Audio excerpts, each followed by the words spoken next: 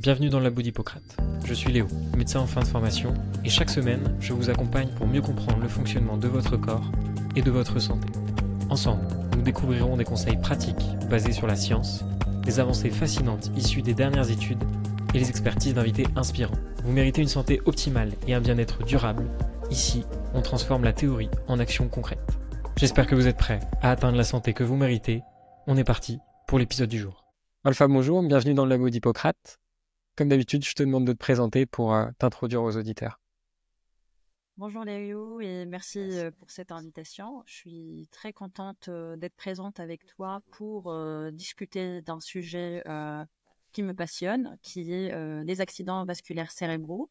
Alors moi, je m'appelle Olfa Kawana, je suis neurologue vasculaire. Je travaille au centre hospitalier de Valenciennes et je suis spécialisée dans la neurologie vasculaire, donc vraiment 100% prise en charge des accidents vasculaires cérébraux. Ok, donc ça promet un épisode plutôt riche sur le sujet, qu'on va aborder un peu de deux manières. On va commencer par l'AVC ischémique, et ensuite on se penchera un peu plus sur les hémorragies qui sont un peu différentes et moins fréquentes.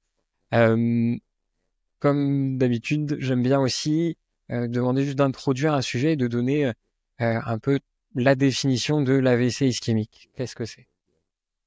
D'accord.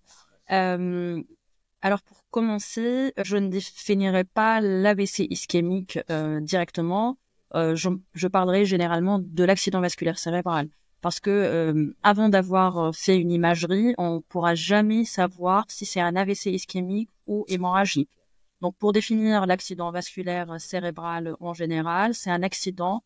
Donc c'est un événement qui est très brutal, qui donne généralement un déficit. Quand on dit un déficit, c'est-à-dire une perte d'une fonction généralement très importante parce que c'est en lien avec le cerveau, que ce soit la motricité, donc une paralysie d'un bras, d'une jambe, d'un côté entier du visage, que ce soit de la sensibilité, donc la personne elle a une partie qui est engourdie, endormie, on dirait chez le dentiste, anesthésié, que ce soit le bras, la jambe ou le visage.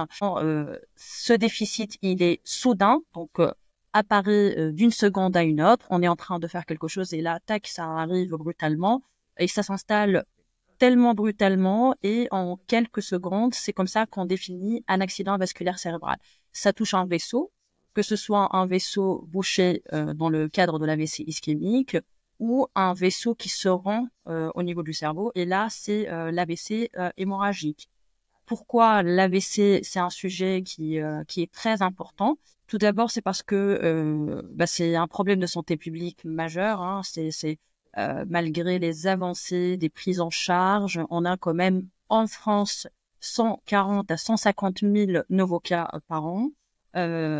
Chez les adultes, c'est la première cause d'handicap, hein, donc non traumatique ou acquis. Et ensuite, c'est la première cause de mortalité chez la femme et la troisième cause de mortalité chez l'homme. Donc, ça rend le sujet de l'AVC très, très important. Mais malheureusement, il manque quand même une grosse partie de sensibilisation, de vulgarisation et de connaissances sur le sujet. D'accord. Et au final, alors, j'aimerais juste faire un point justement sur tous ces cette nouvelle possibilité qu'on a de traitement ou tout ça. Les patients, souvent, arrivent un peu tard aux urgences, malgré l'apparition de ce déficit brutal. Quelque chose qui est très minimisé, ça m'a toujours un peu surpris. Pourquoi ? Justement, une des raisons pour lesquelles ils viennent aussi vite, c'est qu'ils nous disent parfois que, en fait, ça fait pas mal. Donc, ils pensent que ça va passer. Justement, c'est quoi la présentation d'un AVC au final ? Comment on peut se dire d'un seul coup, là, il faut que je me rende aux urgences parce qu'il faut absolument que j'y aille. Merci Léo parce que tu as souligné un point qui est super important, la douleur. Généralement, si on a pas mal, on consulte pas. On a en fait l'image, c'est un petit peu la médiatisation aussi des sujets. On a l'image, par exemple, d'une crise cardiaque où on a une douleur au niveau du thorax, oppression thoracique, et on consulte. Quand on a mal, on consulte, d'accord ? Dans l'accident vasculaire cérébral, c'est indolore. Bien sûr, il y a une partie isolée où on peut avoir super mal à la tête. Généralement, c'est ces patients-là qui consultent très rapidement parce que voilà, un mal de tête brutal, on n'attend pas, généralement. Mais l'accident vasculaire cérébral, en général, c'est indolore. Il n'y a pas de douleur, d'accord? Il n'y a pas de douleur, mais quand même, c'est un événement soudain. C'est-à-dire que d'un instant à un autre, on perd une fonction. C'est-à-dire qu'on n'arrive plus à bouger le bras. Alors, ça, c'est un point que je veux vraiment souligner, c'est que parfois, la perte de fonction n'est pas totale. C'est-à-dire ça arrive que c'est uniquement la main, hein, uniquement la main. J'ai plusieurs exemples de patients qui, généralement, sentent la main un petit peu lourde. Ils sont en train de manger, et puis d'un coup, on lâche une fourchette, on lâche une cuillère, le verre qui tombe de la main. Ça, c'est très, très classique comme signe. C'est, en fait, quand on dit une perte de force, la force, elle peut être au niveau de la main, au niveau poignet, de l'avant-bras, du bras. C'est pas total, parce qu'on a toujours l'image d'une paralysie totale. Non, en fait, ça peut être partiel. Pareil au niveau de la jambe, on est en train de marcher et puis la jambe, elle lâche. Mais elle lâche et on n'arrive plus à marcher. Mais parfois, on arrive à marcher et il y a des personnes qui continuent à marcher avec la jambe qui lâche. Parfois, il y a des personnes qui sont en train de conduire et puis d'un coup, la jambe, elle lâche un petit peu. Et puis, ça s'aggrave parfois progressivement. Mais voilà, l'image de l'AVC, il n'y a pas de douleur généralement. Et puis, surtout, on a une perte de fonction qui peut ne pas être complète. Perdre de la force, sentir que c'est un petit peu endormi, mais pas complètement. Perdre une partie de la vision sur un côté, on ne voit pas sur le côté.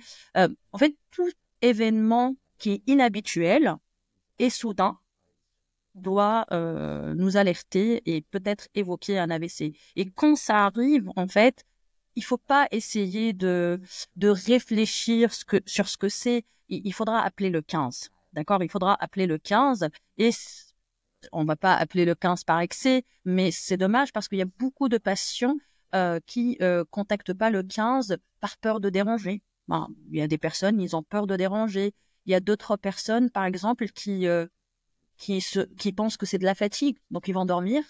Donc les AVC du réveil, c'est 30% des AVC. Hein. Soit ça arrive pendant la nuit, soit ils se lèvent, par exemple, la nuit pour uriner et ils sentent qu'il y a quelque chose. Et ils se couchent. Ils se disent, bon, peut-être que je suis un petit peu fatigué et c'est ça le problème.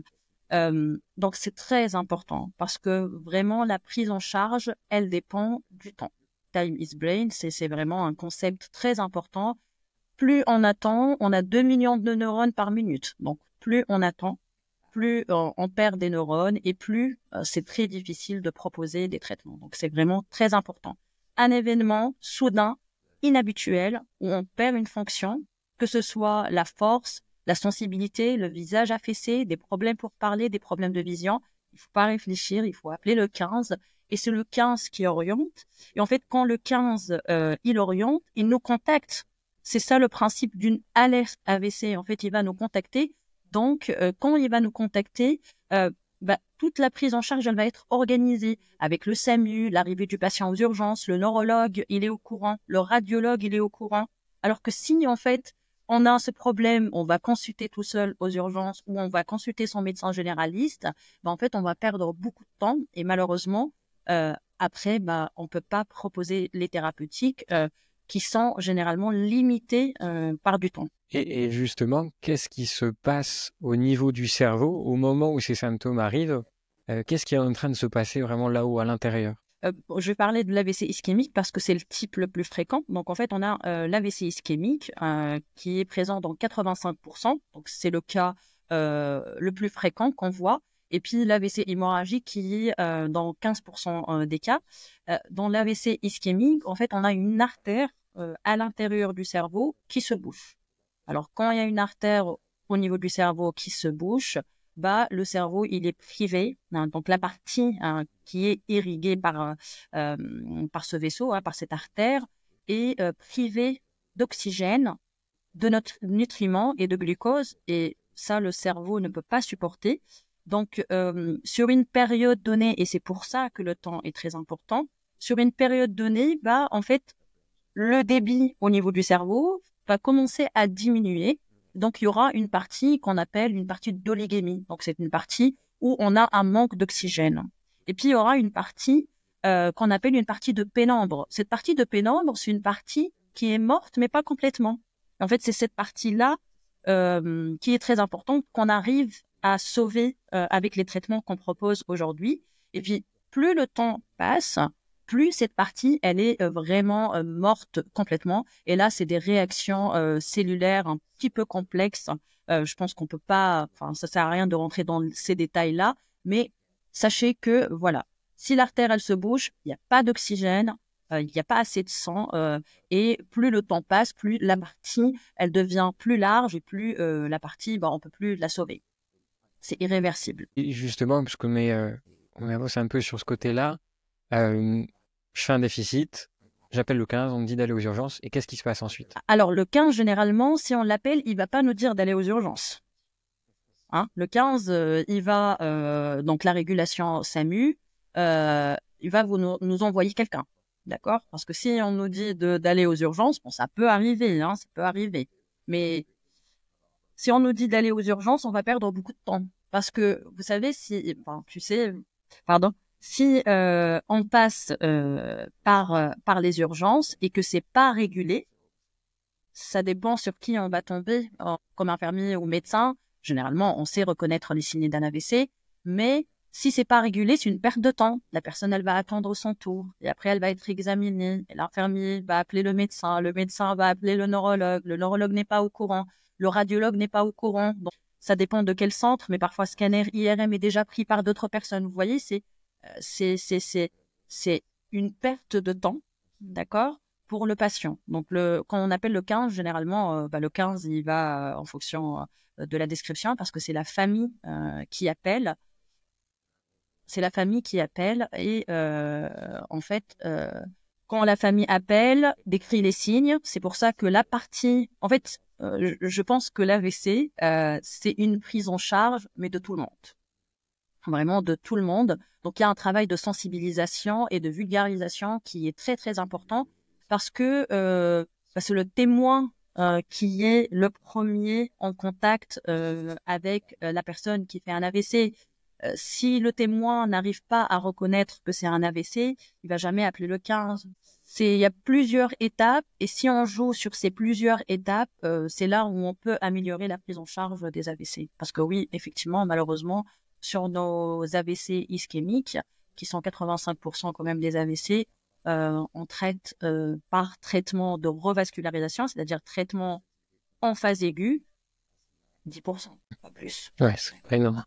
Je vous coupe quelques secondes pour vous dire que si vous souhaitez contester certaines choses qui ont été dites durant l'épisode, suivez le lien en description pour déposer vos réclamations avec études et preuves à l'appui. Je ferai un épisode bonus regroupant toutes les mises à jour. On peut reprendre. En gros, si les patients arrivent aux urgences comme ça, ils sont emmenés par le SMUR, ils sont emmenés par les pompiers. Quand ils arrivent aux urgences, qu'est-ce qu'on leur fait comme examen? Qu'est-ce qui se passe? Est-ce qu'il y a une filière spéciale? Oui, en fait, il y a une filière spéciale. Alors, il y a eu un plan AVC, il y a eu un plan AVC national. Donc, la prise en charge de l'AVC, elle est protocolisée. En fait, dès qu'on a une alerte d'AVC, donc un patient suspect d'un AVC, quand c'est régulé, bien sûr, on est contacté par le SAMU. Le SAMU nous donne la description des signes, nous donne l'âge du patient et l'heure du début. L'heure du début, elle est très, très importante parce que c'est ce qui va en fait nous orienter vers les traitements qu'on peut proposer. Au moment où le SAMU nous appelle, on ne sait pas si c'est un AVC ischémique ou hémorragique. On sait juste que le patient il est déficitaire. Dès que le patient arrive aux urgences, directement, on est contacté par l'urgentiste. Donc, il y a une filière qu'on appelle une alerte thrombolyse qui est déclenchée. Donc, l'urgentiste, en tout cas dans notre centre, l'urgentiste directement oriente le patient vers un service qu'on appelle un service de déchocage médical pour une prise en charge urgente, où là, il y a une prise de sang en urgence qui est faite, parce que si on va proposer, par exemple, dans un AVC ischémique, un traitement qui fluidifie le sang, on a besoin de la coagulation avant. Donc, il y a une prise de sang en urgence, il y a un électrocardiogramme et on prend les constantes.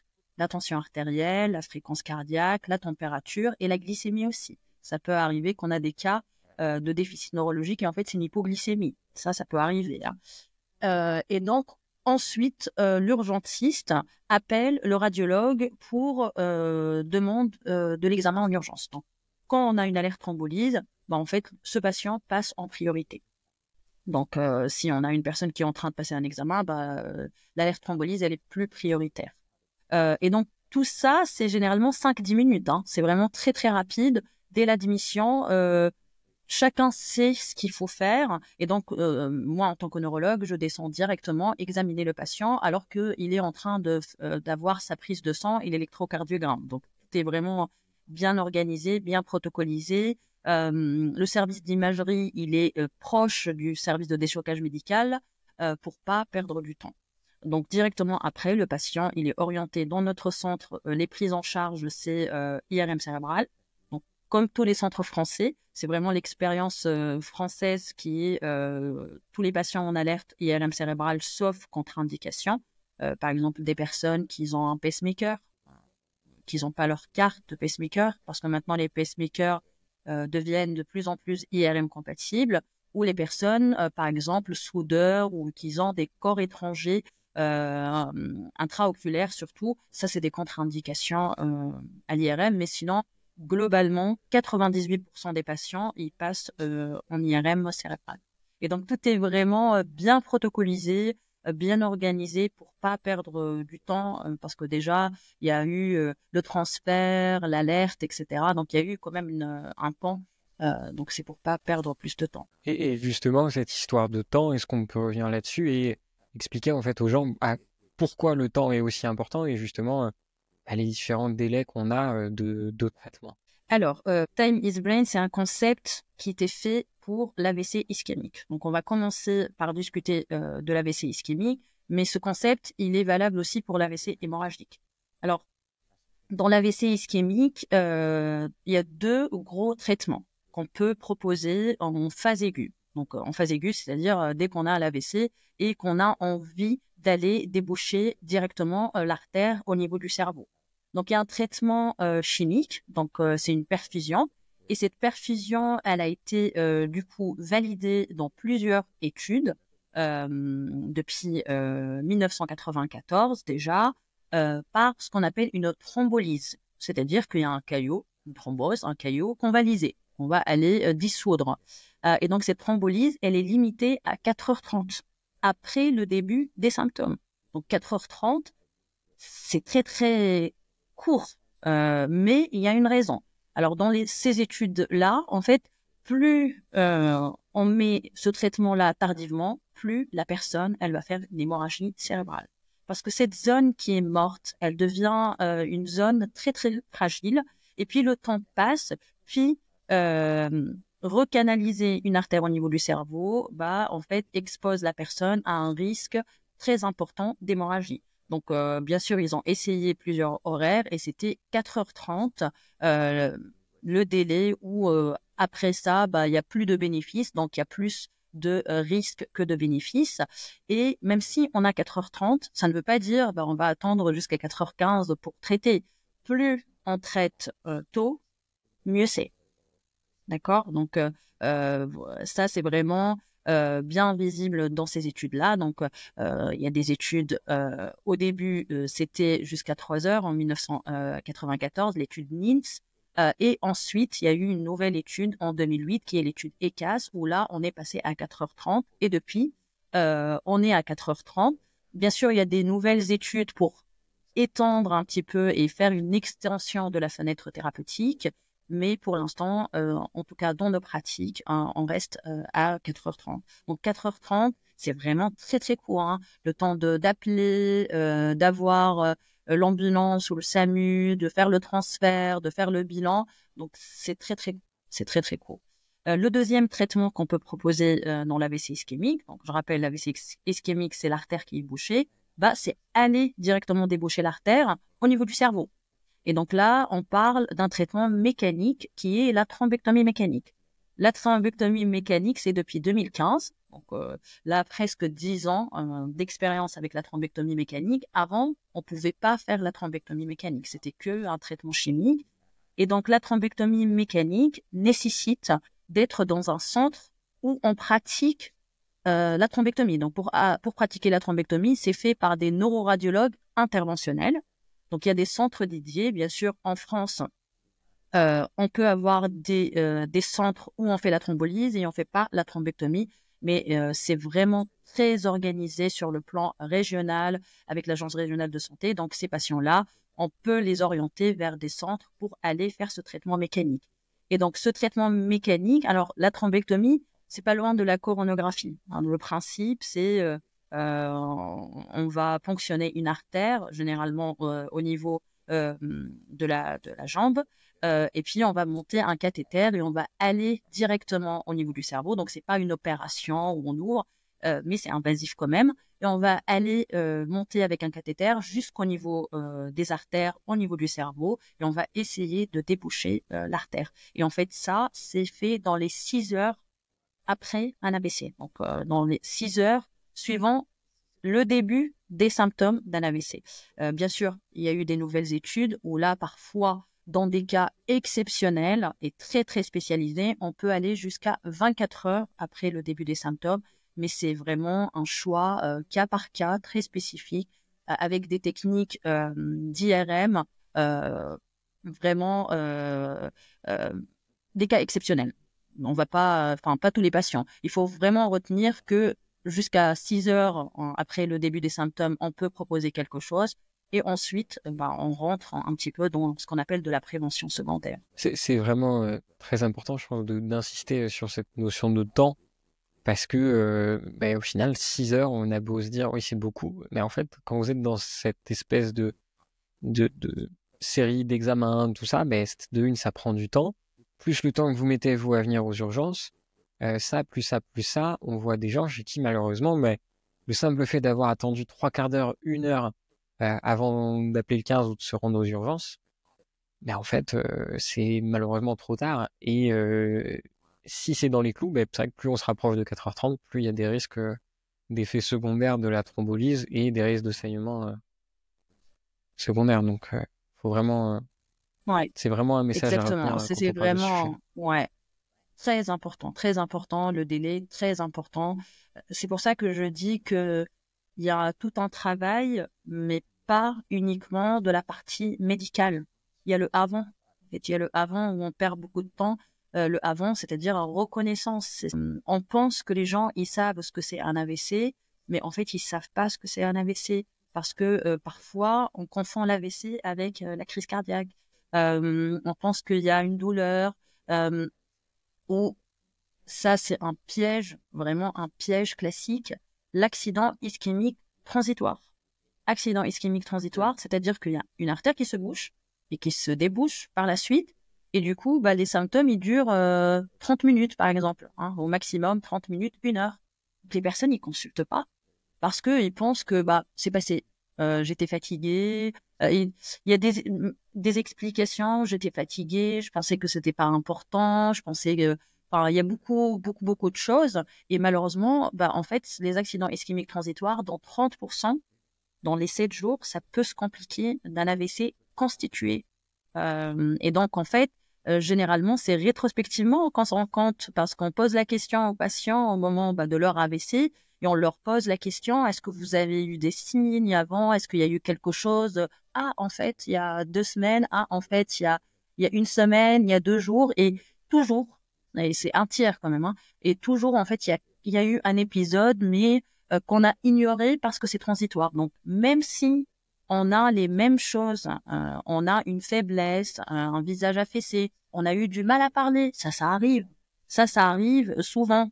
15-30 minutes où on a du mal à parler, où on commence à inverser les mots, où on utilise un mot à la place d'un autre. Il y a quelque chose. Il faut appeler le 15. Il faut pas attendre parce que pareil, pour dire que c'est un accident ischémique transitoire, on a besoin de faire une imagerie, une IRM généralement. Et en fait, chez 30% des patients, c'est pas un accident ischémique transitoire parce qu'on tombe sur des AVC. Et c'est déjà arrivé que y a des patients avec des épisodes transitoires chez qui on propose la thrombolyse parce qu'on trouve un caillot au niveau du cerveau qui est important, qui va se compliquer. Donc, ne pas ignorer, même si c'est transitoire, même si en 30 minutes c'est fini, c'est un signe d'alerte. Il faut appeler le 15. Et le 15 va vous orienter. Et c'est Très vraiment important. quelque chose d'assez fréquent au final. C'est vrai que pas mal de patients me disent, ah oui, la semaine dernière, j'ai eu la jambe qui était un peu engourdie, mais c'était pas trop gênant. Et en fait, il y a un risque de récidive quand on fait un EIT qui est majeur, hein. Il suffit que, je sais pas, le problème initial soit des caillots au niveau du cœur dû à de la fibrillation atriale.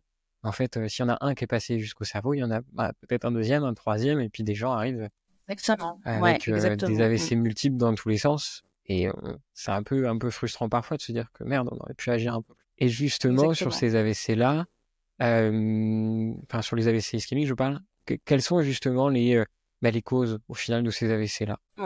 Alors, dans les AVC ischémiques, on a deux principales causes, donc 2 ou 3 principales causes. Les causes, on va dire, les plus classiques.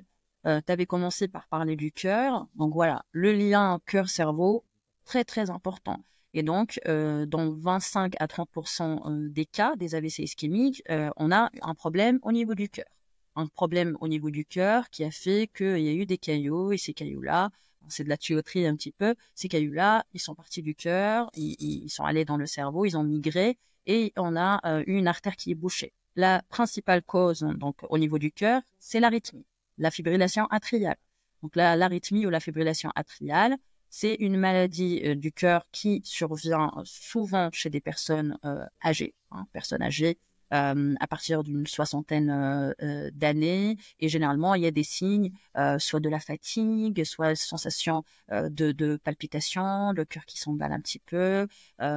Parfois, ils vont chez le médecin généraliste, ils ont le pouls irrégulier, mais parfois, il n'y a aucun symptôme. D'accord? Généralement, on les découvre au moment de l'hospitalisation. Ce qu'on appelle une fibrillation atriale de novo. C'est-à-dire, ils arrivent, on a l'AVC, et puis on a directement la cause, électrocardiogramme, très important. Il y a d'autres maladies au niveau du cœur qui sont possibles. Parfois, on a le cas de patients qui ont eu une douleur thoracique 1-2 semaines avant et en fait, pareil, un petit peu ignoré. Il suffit qu'ils soient un petit peu diabétiques parce que chez les diabétiques, la douleur cardiaque, elle est moins importante. Il y a ce qu'on appelle de l'ischémie silencieuse. Généralement, ça passe inaperçu et c'est au moment on les hospitalise, on fait le bilan cardiaque. On voit que le cœur il est un petit peu faible et par la suite, il y aura une liste d'examens complémentaires et on tombe sur une ischémie du myocarde.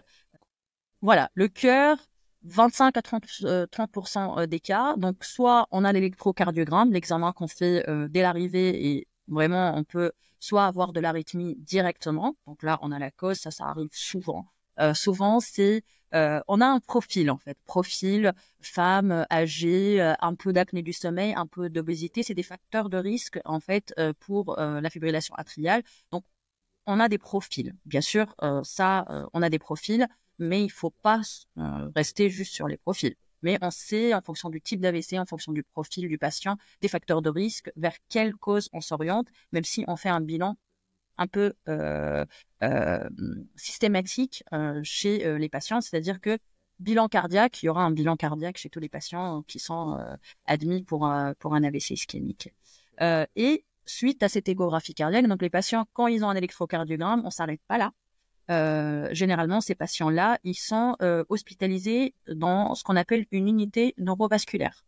Unité neurovasculaire, c'est très important. C'est vrai qu'on parle des traitements de revascularisation, de la thrombolyse, de la thrombectomie, mais on oublie l'importance de l'unité neurovasculaire. En fait, l'unité neurovasculaire, elle permet de diminuer de 20%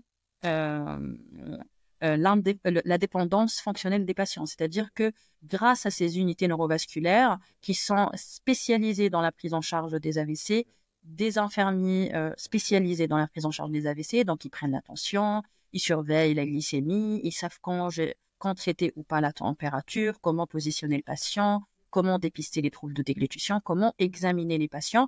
En fait, on a une diminution de l'handicap et une diminution de la mortalité déjà prouvée depuis très très très longtemps. Donc nos patients, quand ils sont en unité neurovasculaire, on les scope. C'est-à-dire que pendant au moins 2 jours, ils restent dans un lit avec un scope où on regarde la fréquence cardiaque, le rythme cardiaque, et ça nous permet, si la fibrillation atriale, par exemple, elle n'est pas détectée à l'arrivée, on peut la détecter par la suite, et on peut même détecter d'autres problèmes cardiaques, c'est déjà arrivé, qu'on les transfère par la suite dans un service de cardiologie. Et donc, si on détecte rien sur le plan cardiaque, ben, en fait, on fait une échographie cardiaque. Donc, les patients, ils ont une échographie, ce qu'on appelle transthoracique, où on regarde avec un gel sur le thorax globalement le fonctionnement du cœur, s'il y a un problème de valve, s'il y a un problème de déjection. Et si les patients ils sont jeunes ou jeunes, quand je dis jeunes dans l'AVC, c'est moins de 60 ans, mais parfois voilà c'est l'âge physiologique. Hein. Et parfois on peut aller jusqu'à un examen qu'on appelle l'échographie transœsophagienne. Donc, en fait, le cœur, il y a une pointe qu'on appelle l'apex qui va vers la gauche. Et parfois, on peut pas l'avoir avec l'échographie cardiaque transthoracique. Donc, on demande donc un complément par une échographie transœsophagienne où les patients avalent une petite caméra qui va aller regarder un petit peu cette pointe du cœur plus précisément parce que c'est l'endroit privilégié des thrombus. Donc, c'est là où on trouve plus de caillots au niveau du cœur. Donc là, c'est les causes cardiaques. Ensuite, ça, c'est une cause majeure, très importante. 25 à 30% des AVC, c'est de l'athérome, une plaque d'athérosclérose, une maladie qui est générale, qui touche toutes les artères. Parmi, donc c'est là où, pareil, le cœur, cerveau sont très liés. Donc l'athérome, c'est ce qui donne l'ischémie du myocarde, c'est ce qui donne des problèmes au niveau des jambes, l'artériopathie oblitérante des membres inférieurs, et c'est ce qui peut donner aussi des artères rétrécies, donc surtout les carotides, les gros vaisseaux, et on peut avoir aussi de l'athérome au niveau des artères intracrâniennes. Et ça, généralement, on a un profil, mais pareil, maintenant, notre population a changé, les habitudes de vie. Donc, hommes, femmes, tout le monde fume. Tabagisme, alcool, problème de cholestérol, inactivité physique, pareil. Généralement, il y a un profil. On a plusieurs facteurs de risque vasculaire, tabac, alcool. Mais bon, après, bien sûr, je dis ça, mais ça ne veut rien dire. Hein. C'est déjà arrivé qu'on peut avoir de la fibrillation atriale et avoir un profil alcoolo, tabagique, etc. Mais voilà. Donc, généralement, quand on est alcoolo-tabagique, on le voit sur les artères. On voit sur les artères et c'est ça parce que c'est une maladie qui est chronique, qui commence tôt. C'est-à-dire qu'il y a eu plusieurs années de tabac, plusieurs années d'alcool, plusieurs années de mauvaise alimentation et ça, généralement, ça se met sur les artères et progressivement, ça crée une petite inflammation, ça crée une plaque. Quand je dis plaque de cholestérol, souvent, les patients me disent « mais je mange bien ». Mais à côté, vous fumez, vous consommez de l'alcool et c'est le tabac qui crée cette inflammation. Quand on dit plaque de cholestérol, ça ne veut pas dire que c'est composé uniquement du cholestérol. C'est pas juste ça. Donc c'est le tabac qui crée une inflammation, qui crée des brèches au niveau des artères et qui s'accumule d'année en année. Et puis arrivera un jour, soit cette plaque devient instable et dans ce cas-là, elle va lâcher un caillot qui va migrer dans le cerveau. Soit la plaque, elle continue à progresser et elle bouche complètement l'artère et là aussi, ça provoque un AVC. Donc, c'est vraiment les deux principales causes d'AVC. Et la troisième cause, c'est très, très fréquente aussi, pareil, 20-25% des cas, c'est ce qu'on appelle une microangiopathie cérébrale. La microangiopathie, c'est, en fait, on a une atteinte des petits vaisseaux du cerveau. Et ça, généralement, c'est l'hypertension et le diabète. Donc, on revient aux facteurs de risque vasculaire par ces causes que je viens d'évoquer. Mais c'est pour ça qu'on dit que 80% des AVC sont évitables.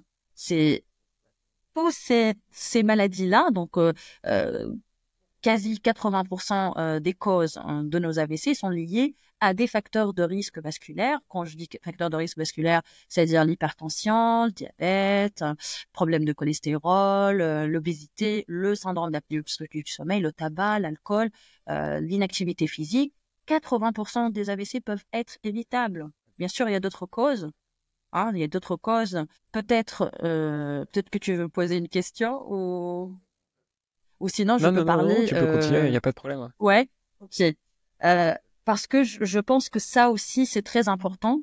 C'est que Ok, on a des causes, on va dire classiques. C'est-à-dire classiques, on a des facteurs de risque vasculaire, et puis on a soit de l'arythmie, soit de l'athérome, soit une microangiopathie hypertensive. C'est-à-dire on a de l'hypertension, du diabète, ça bouche les petites artères au niveau du cerveau et ça crée un type d'AVC qu'on appelle des AVC lacunaires ou des AVC profonds.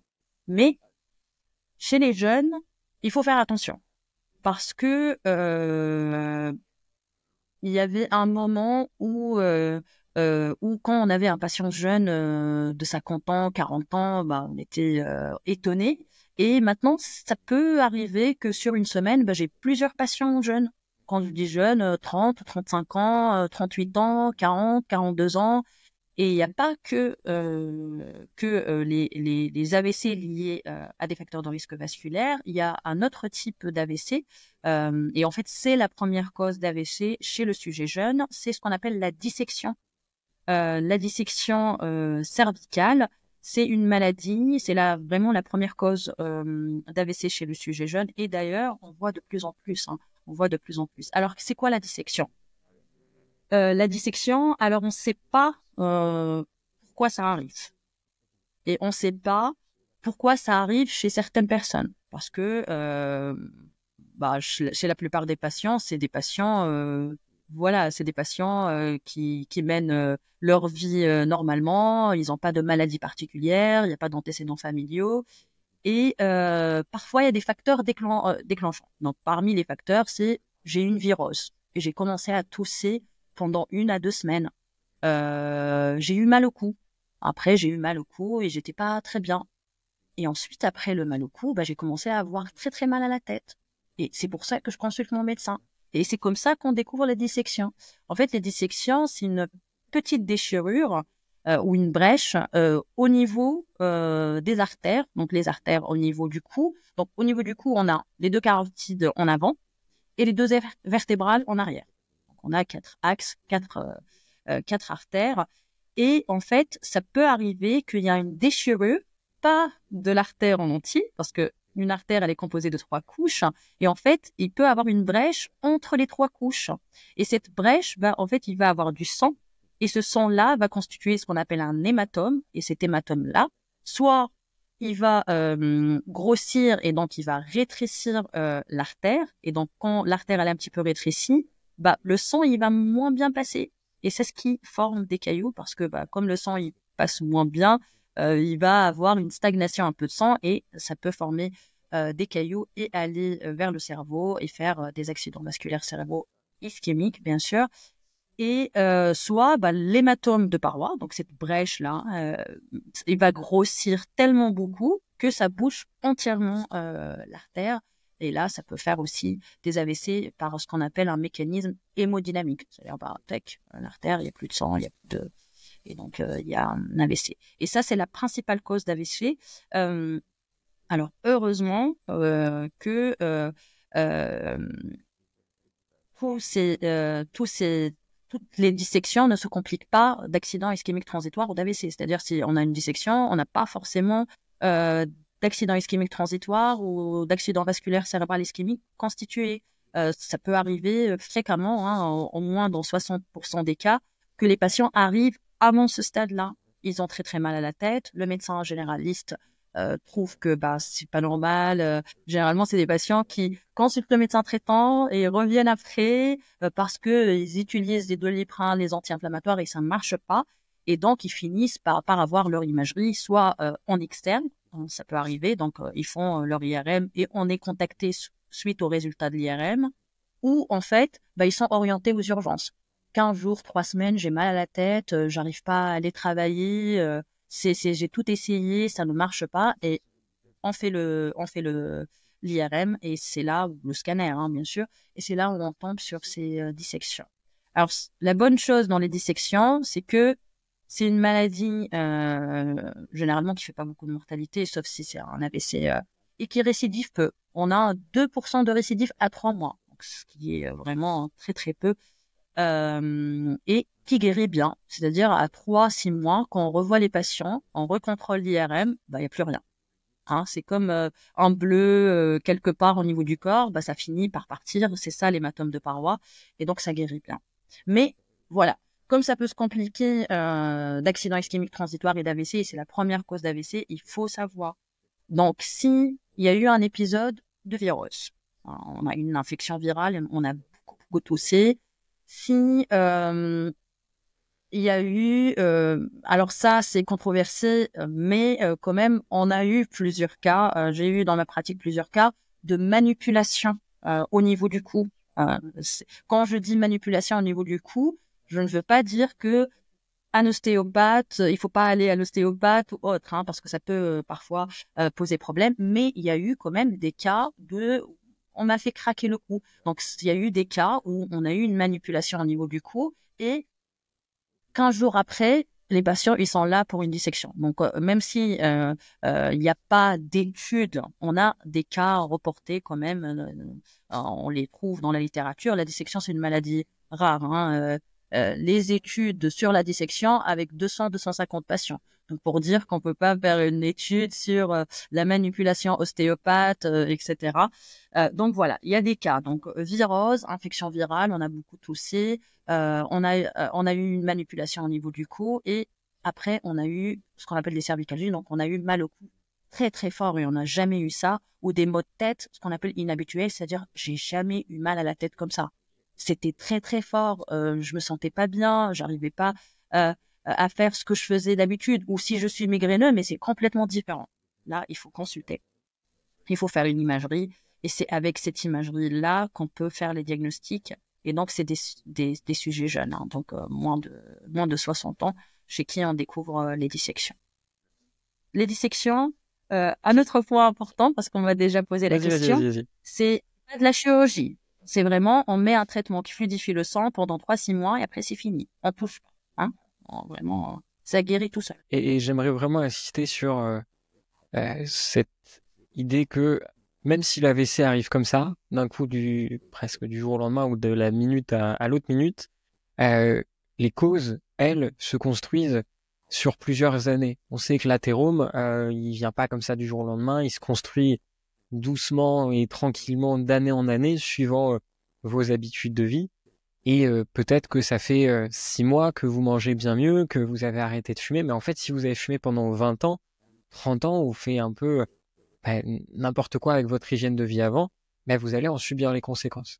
C'est pour ça que moi, ce que je dis toujours aux patients, c'est qu'il faut pas remettre à plus tard l'arrêt du tabac, faut pas remettre à plus tard les changements alimentaires, l'arrêt de la sédentarité ou autre, parce que en remettant à plus tard, on laisse des lésions s'installer, et être en bonne santé, c'est pas juste ne pas être malade en fait.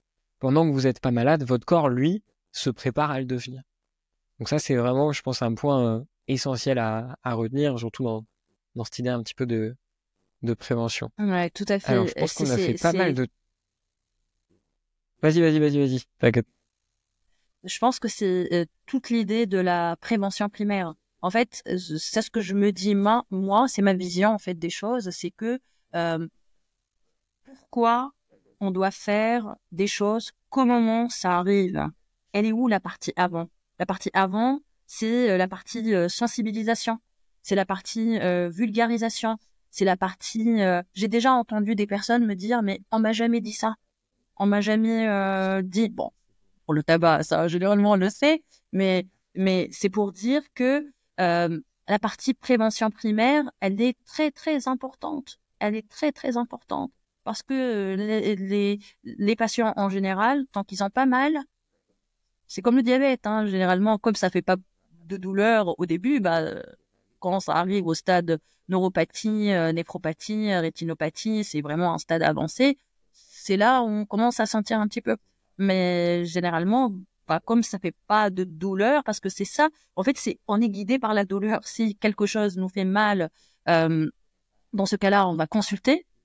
Mais si, comme l'athérome, hein, en fait, c'est silencieux. En fait, tout ce qui est silencieux, généralement, ok, si je mange mal, qu'est-ce que ça va changer? Si je fume maintenant, euh, euh, je donne des exemples, hein, parce que je pense que l'objectif aussi de mon intervention, c'est vraiment que que ces messages arrivent aux gens. J'ai déjà entendu, je suis un bon vivant, docteur. Laissez-moi vivre. J'ai dit bon vivant, bon vivant. Je suis bon vivant. J'ai envie de boire et j'ai envie de fumer. J'ai pas envie d'arrêter.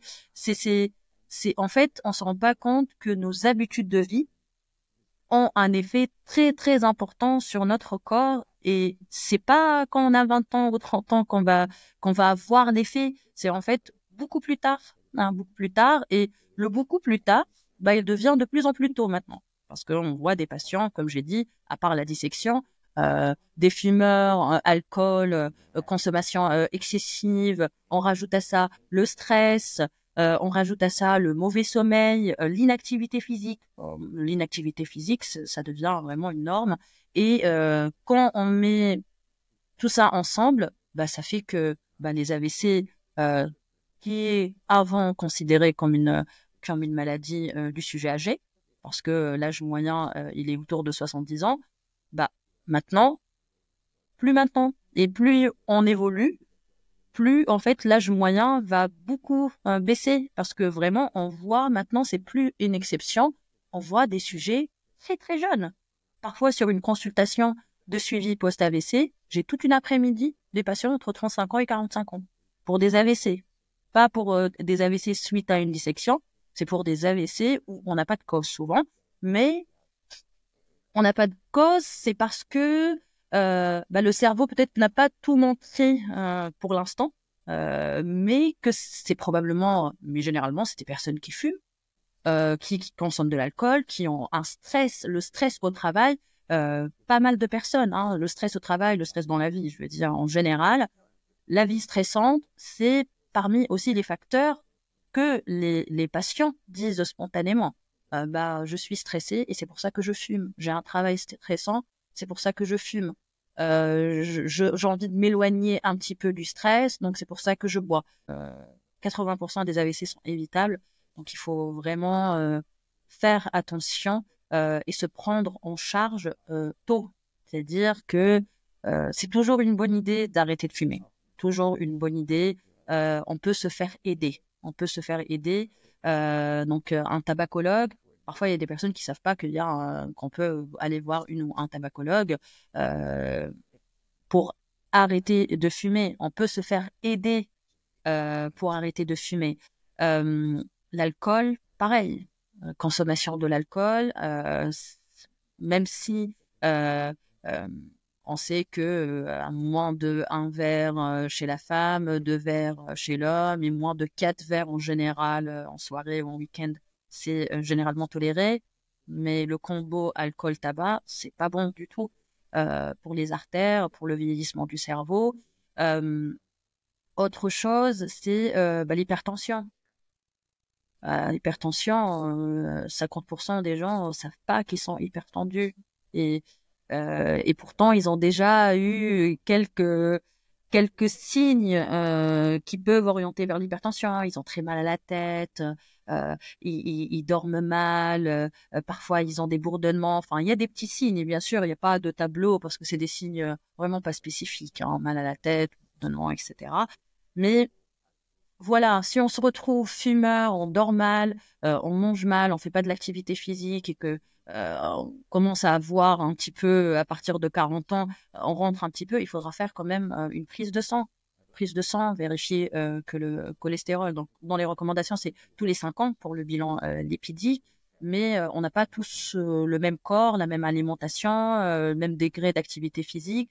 Donc, je pense que c'est maintenant, et c'est très tôt, qu'on doit commencer à faire attention à notre santé pour diminuer le risque de faire des AVC à 50, 60 ans ou même avant. Je pense que c'est vraiment le message le plus important, c'est qu'on peut éviter quand même 80% des AVC. Et 80%, là, je faisais le calcul par rapport au chiffre annuel, c'est 110 000 personnes hein, tous les ans qui Ouais, pourraient éviter de faire un AVC.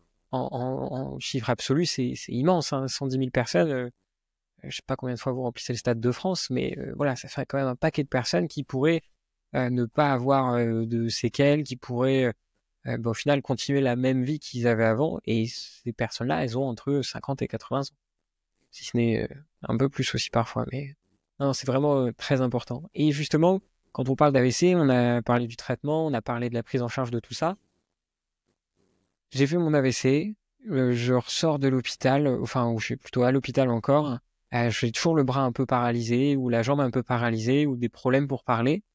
Est-ce que c'est définitif, ou est-ce que j'ai une perspective d'amélioration quand même? Pour les AVC, généralement, bon, et là c'est le mécanisme de la plasticité cérébrale, et c'est que notre cerveau il est bien fait, et généralement quand il y a une partie, on va dire, du cerveau qui est touchée ou qui est un petit peu devient inactive, hein, un peu morte, bah il y a d'autres parties du cerveau qui peuvent prendre le relais.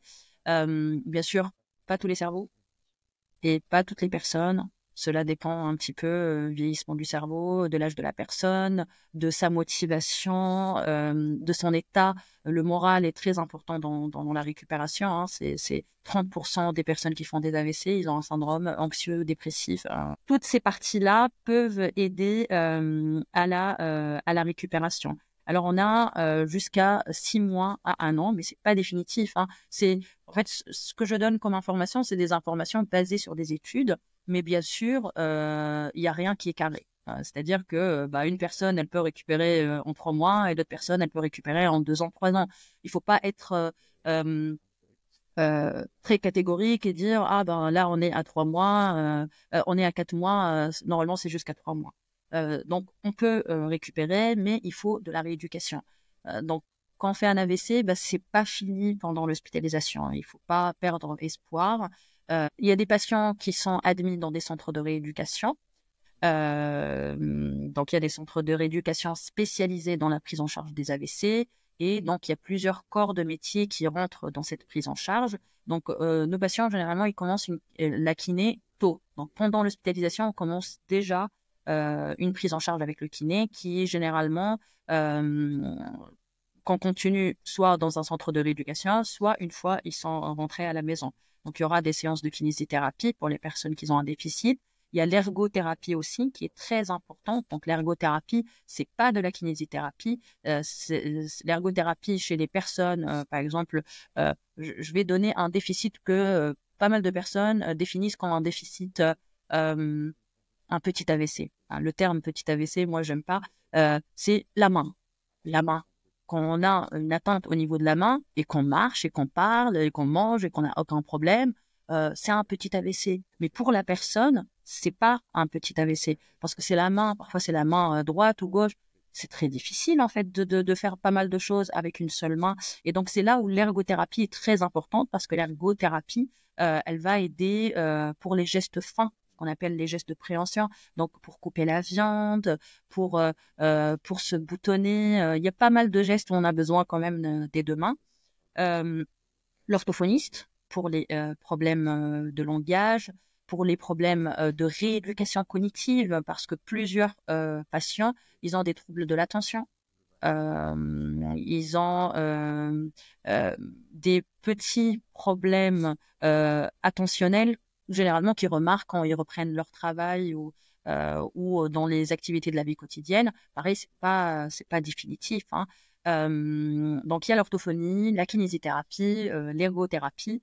Il y a des médecins rééducateurs. Un autre point important, le déficit n'est pas définitif au début.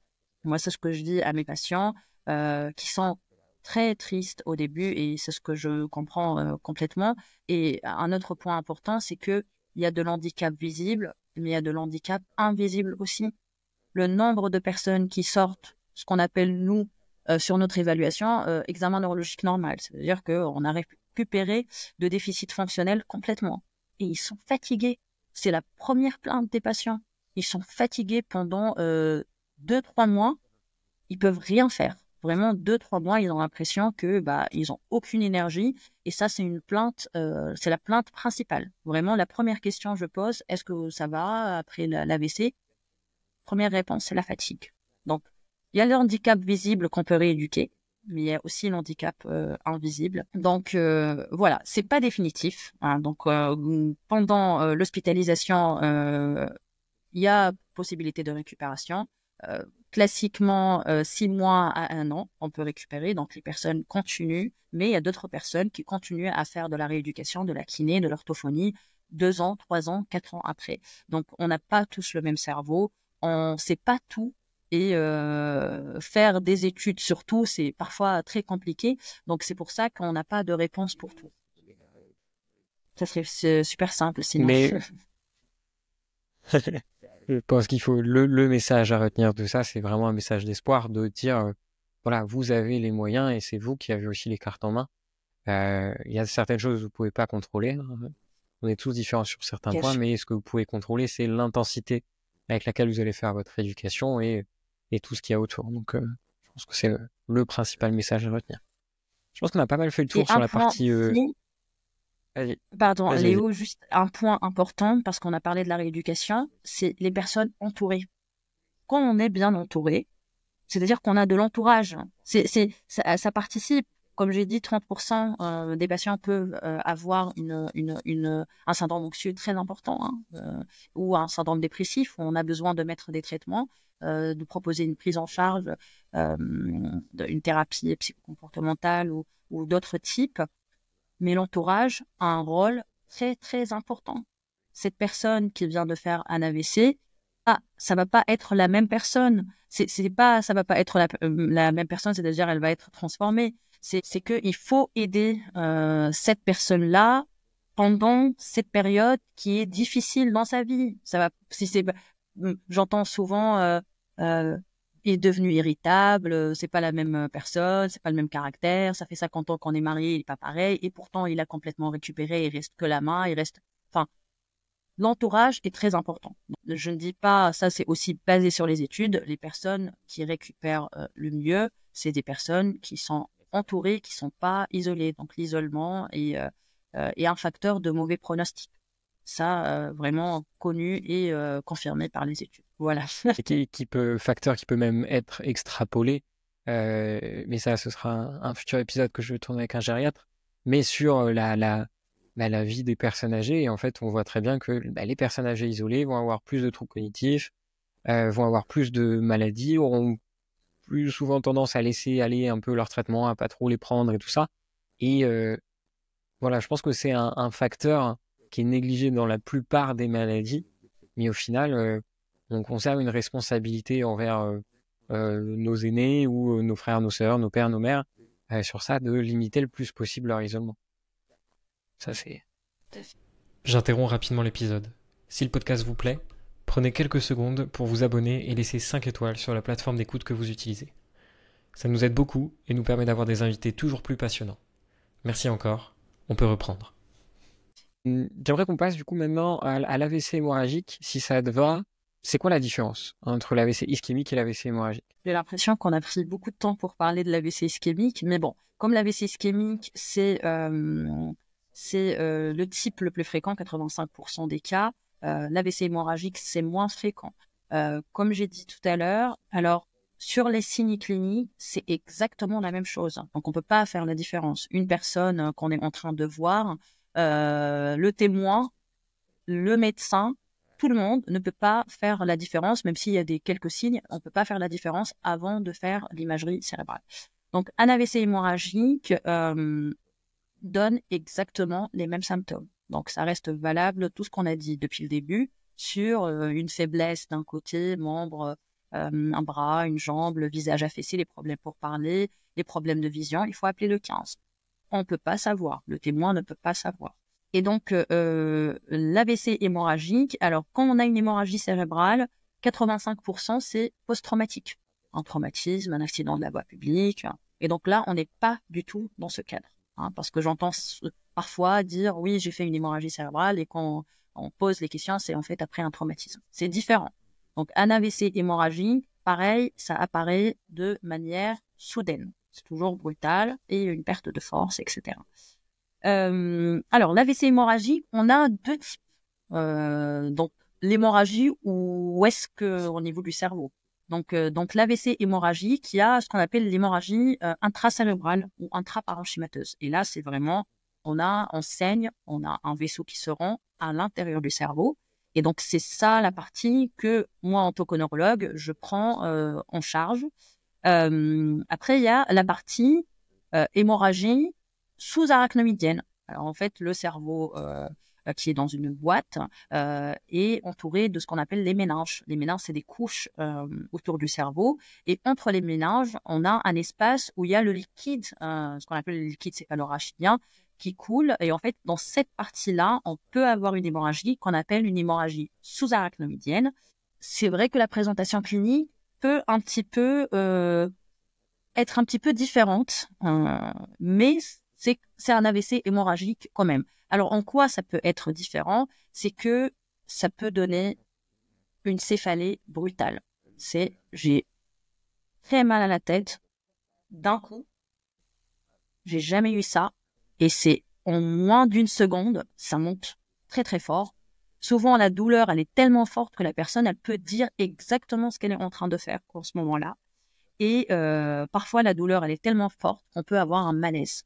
Donc, ça peut arriver effectivement qu'on est appelé pour des maux de tête et puis d'un coup, une faiblesse. Et quand on fait l'imagerie, en fait, on a une hémorragie sous-arachnoïdienne.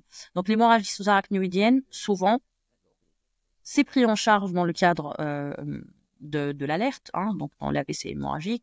Mais souvent, ces patients-là, comme la cause principale de l'hémorragie sous-arachnoïdienne, c'est la rupture d'anévrisme, ces patients-là, ils sont pris en charge directement dans un service dédié de la neurochirurgie pour être traités de leur anévrisme, qui est une urgence dans les 24-48 heures, selon les cas. Je dis 24-48 heures, mais il y a d'autres cas où on tarde un petit peu, mais 24-48 heures par le service de neurochirurgie et ou par le service de neuroradiologie interventionnelle selon la technique. Donc, c'est des patients qui ne sont pas hospitalisés dans le service de neurologie. Donc, nous, on prend en charge les patients qui viennent surtout pour un hématome intracérébral, donc une hémorragie au niveau du cerveau. Et donc, l'hémorragie intracérébrale, elle peut être soit sur la partie haute du cerveau, donc ce qu'on appelle une hémorragie sustentorielle, ou la partie basse, donc tout ce qui est cervelé et tronc cérébral.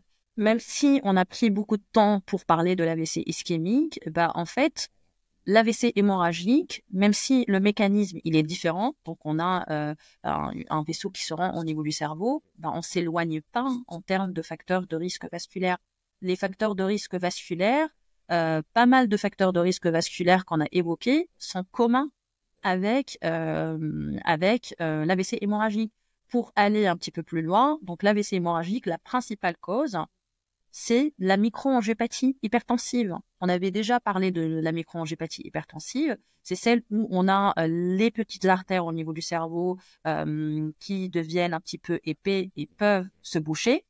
Mais comme ils deviennent un petit peu épais et il y a même une description d'une inflammation au niveau de ces artères-là, en fait, ils peuvent soit se boucher, soit se rompre et faire une hémorragie cérébrale.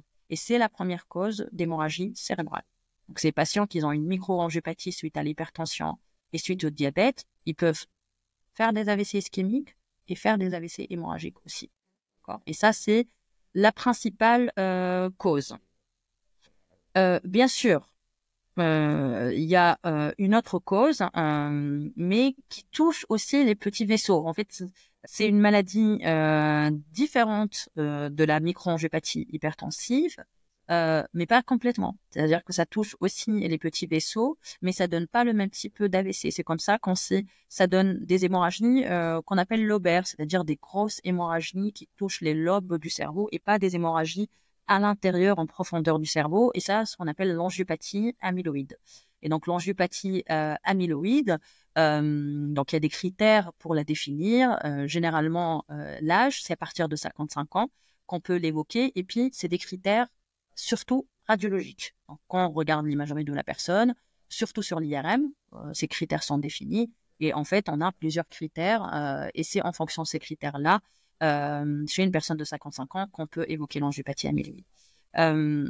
Donc ça, c'est vraiment les deux gros cadres étiologiques de l'AVC hémorragique, les deux grandes causes. Après, généralement, quand un patient arrive pour un AVC hémorragique, ce qu'on fait, c'est qu'on fait une IRM complète. Une IRM complète, pourquoi? C'est pour éliminer les causes qu'on peut traiter rapidement. Les causes qu'on peut traiter rapidement, c'est-à-dire une malformation. Ça peut arriver, d'accord? Ça peut arriver qu'on a ce qu'on appelle une malformation artério-veineuse.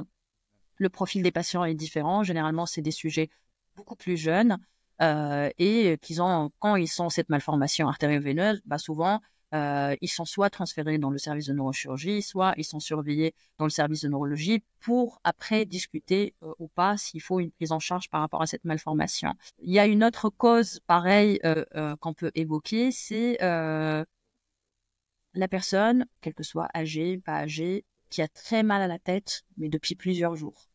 Plusieurs jours, elle a très mal à la tête, elle a tout essayé, tous les traitements, ça ne marche pas, ça la réveille la nuit, c'est ce qu'on appelle les maux de tête résistants aux antalgiques. Et on cherche spécifiquement dans les AVC hémorragiques qui sont ce qu'on appelle superficiels, l'OBER, la thrombose veineuse cérébrale.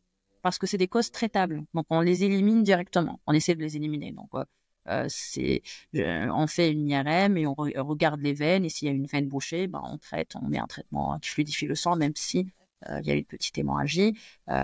C'est comme ça que ça va disparaître. Mais voilà, globalement, il y a deux causes principales. C'est vraiment la microangiopathie hypertensive, donc on revient aux facteurs de risque vasculaire, hypertension, diabète, et puis l'angiopathie amyloïde. Et là, il faut vraiment être spécialisé. Le radiologue sait reconnaître et le neurologue aussi, généralement, sait reconnaître les critères radiologiques et les critères cliniques. Donc, on s'éloigne pas beaucoup de l'AVC ischémique, c'est les mêmes facteurs de risque. Et est-ce que ces AVC-là sont connus pour être beaucoup plus graves en termes de pronostic et de mortalité que les AVC ischémiques, ou au final, est-ce que c'est à peu près le même risque de séquelles? Alors, les AVC hémorragiques, effectivement, surtout à la phase aiguë, il y a plusieurs facteurs qui rentrent en compte, bien sûr, mais ils sont plus graves. Il y a un taux de mortalité qui peut aller jusqu'à 40-50% à 3 mois, ce qui est très important. Donc, les AVC hémorragiques peuvent être plus graves et on avait discuté au début de time is brain dans l'AVC ischémique, mais maintenant, on va peut-être aborder un petit peu le concept de time is brain dans l'AVC hémorragique. En fait, dans l'AVC ischémique, dès qu'on découvre que c'est un AVC ischémique, direct, on enchaîne la prise en charge, etc. Dans l'AVC hémorragique, on n'a pas beaucoup de thérapeutique. En fait, l'arsenal thérapeutique, il est vraiment très, très pauvre. Donc, généralement, la personne, elle est admise dans une unité de neurovasculaire et on baisse la tension. C'est ça le traitement. On baisse la tension. On baisse la tension et puis si la personne elle était sous anticoagulant, on essaye de donner l'antidote, de réverser le traitement anticoagulant. Alors là, c'est un message très très très important parce que parfois les personnes ils comprennent pas, ils prennent l'anticoagulant et après ils finissent avec une hémorragie. C'est un facteur favorisant. Un anticoagulant n'est pas la cause de votre hémorragie. Donc l'hémorragie, elle est causée par une maladie au niveau du cerveau. C'est pas l'anticoagulation qui a provoqué. C'est un facteur favorisant, mais c'est pas la cause. D'accord? Donc voilà, c'est juste un petit commentaire. Donc c'est pour ça que maintenant il y a pas mal d'études. Donc il y a pas mal d'études. C'est pour étudier pourquoi on fait pas la même prise en charge urgente dans l'AVC hémorragique comme l'AVC ischémique. En fait, quand on voit que c'est un AVC hémorragique, en fait, on sait qu'on n'a pas beaucoup de choses à proposer. Et donc, c'est pour ça que maintenant, il y a pas mal d'études en cours pour étudier l'hémorragie, l'œdème autour, voire plusieurs essais thérapeutiques en cours pour proposer le même mécanisme, le même concept. C'est-à-dire que quand on voit un AVC hémorragique, il faut essayer de baisser la tension dans l'heure qui suit, avoir un protocole plus... je vais dire plus agressive que ce qu'on fait maintenant. Maintenant, quand on voit un AVC hémorragique, le temps qui monte, qu'on mette le traitement pour baisser la tension, il y a moins de dynamique que l'AVC ischémique. Quelle que soit la cause, je pense que maintenant, la démarche, l'AVC, ça devient une maladie de plus en plus connue. En fait, avant, j'ai l'impression que c'était pas très connu. Mais là, voilà, tout le monde s'intéresse au cerveau, neurosciences, la neurologie, les AVC. Et donc, je pense que les années qui vont venir, on va avoir plusieurs études et plusieurs informations, plusieurs connaissances, surtout sur l'AVC hémorragique, où vraiment le pronostic il est plus sombre parce que c'est du fait plus sombre. Pourquoi? Parce que l'hémorragie, le saignement, il est important et il y a aussi beaucoup d'œdème autour.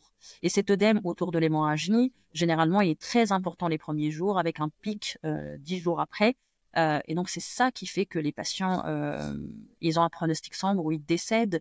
Généralement, quand ils décèdent pendant l'hospitalisation. C'est parce que l'hémorragie, elle est très, très importante. Donc, l'état neurologique, il est très, très grave. Mais s'ils passent le cap initial, généralement, ils peuvent bien récupérer. En fait, ça peut arriver. C'est vraiment cette phase aiguë où on n'a pas, pour l'instant, de traitement, qui est la phase la plus difficile dans l'AVC hémorragique. Et je pense que c'est vraiment important de se dire que, voilà, même s'il y a tout un pan de pathologie hémorragique, ischémique, tout ça, la genèse de tout ça, elle est toujours et encore au même endroit sur vos habitudes de vie des 20, 30 dernières années avant que ça arrive. Et tu as bien fait de repréciser pour les anticoagulants, parce que je pense que c'est un piège souvent où des patients viennent nous voir des fois en disant non, mais moi j'en veux plus de ça parce que j'ai ma voisine qui a fait un AVC à cause de ça. L'anticoagulant est fluidifie le sang, mais en fait, s'il n'y a pas de brèche artérielle ou enfin même au niveau des microangiopathies, il n'y a aucune raison de saigner. Donc c'est un facteur qui va faire décompenser peut-être un peu plus, mais c'est pas quelque chose qui va provoquer ce problème-là. Ouais, exactement. Écoute, on a pas mal fait le tour de tous les sujets que je m'étais notés. Est-ce qu'il y a d'autres sujets particuliers, toi, que tu aimerais aborder avant qu'on conclue? Je pense qu'on a fait le tour.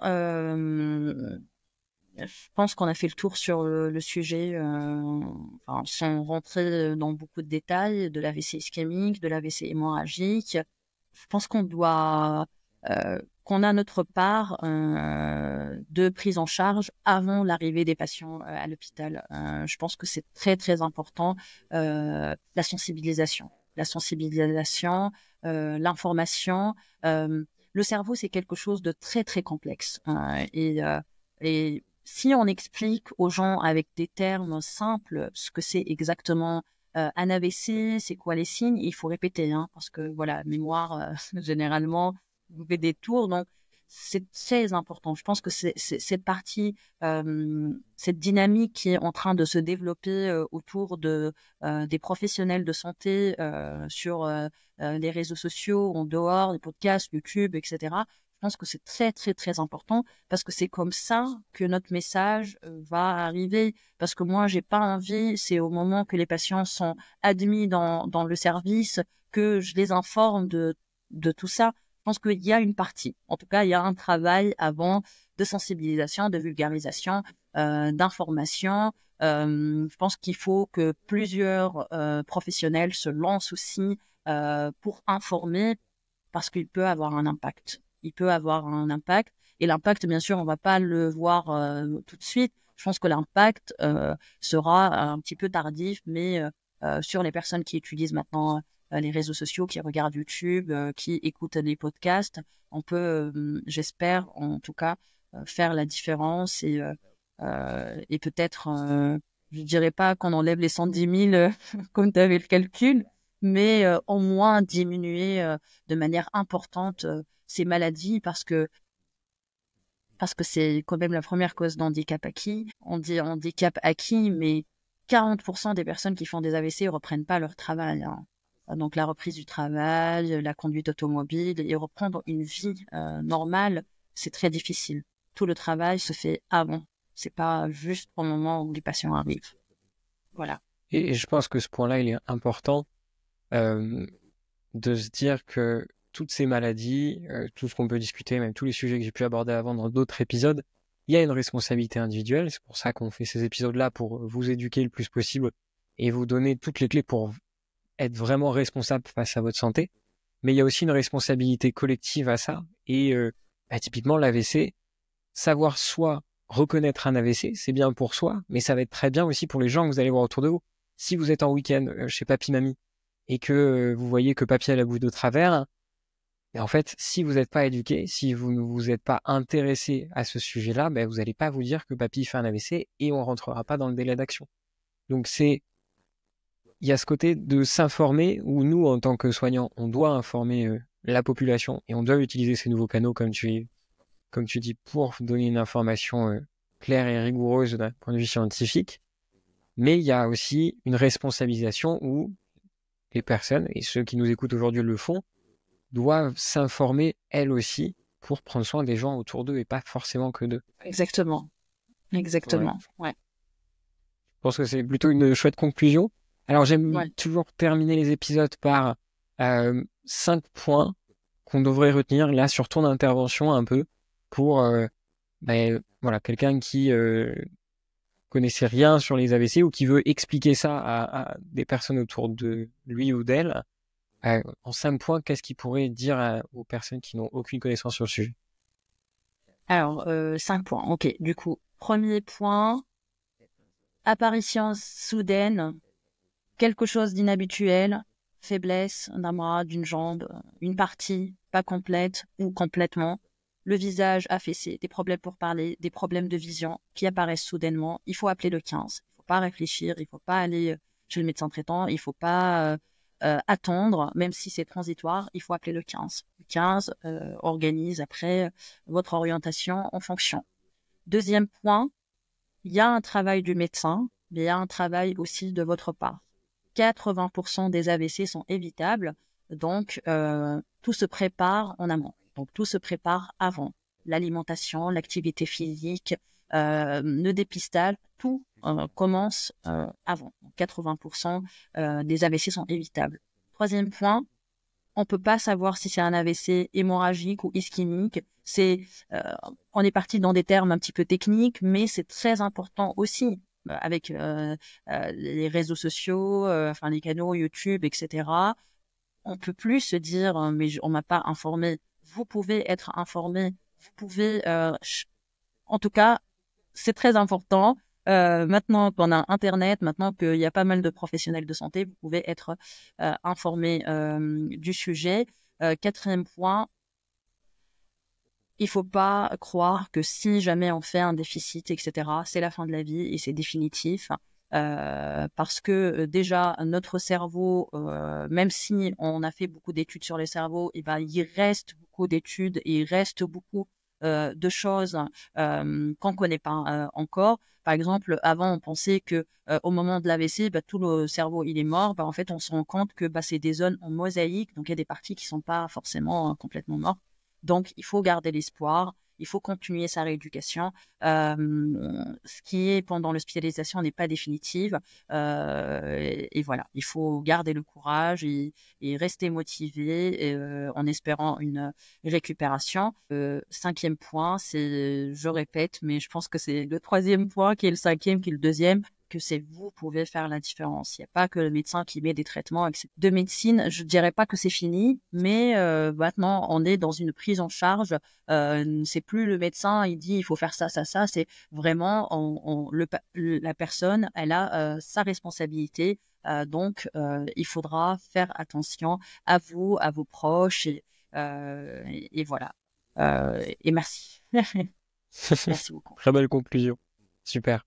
Écoute, j'arrête l'enregistrement et puis on va rester juste 5 minutes pour discuter. Merci d'avoir écouté l'épisode jusqu'à la fin.